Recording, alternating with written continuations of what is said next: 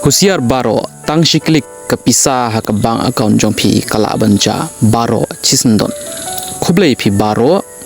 shwa bangin ya skmat kane ka video sang bha like ya kane ka video ka wek like jong phi ka im sim shibun yenge kumta ha kine ki sngi ki cyber fraud ki nang bun bha ki nong thok ki mandon kam da ka WhatsApp SMS bat phone call ban thok ya baro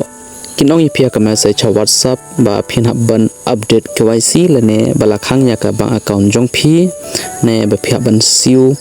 bill boarding ne ban sim parcel bun kirkom kin ong ye phi hadan kata kin pha ya ka link bat ong ban click ha ka link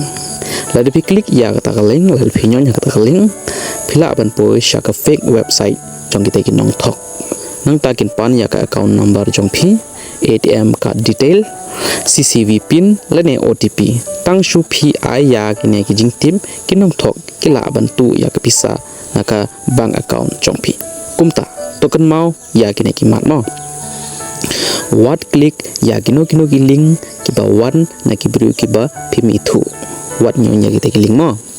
ka ba arpat what I OTP pin CCV lene password hai kino ki lang ba ka phone ne message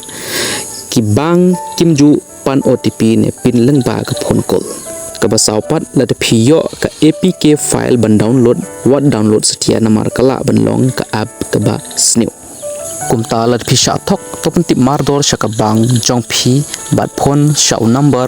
way kandai lai non ka cyber fraud helpline jong ka India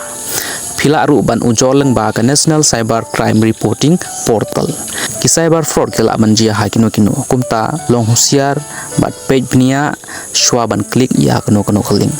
la de fix nga ba ka video ka IG mun to hi phi sang ba like share ya ka video bat subscribe ya ka channel khnang ba phin yo kum kine kin chai video ki ba pan husiar phi man ka por sang ba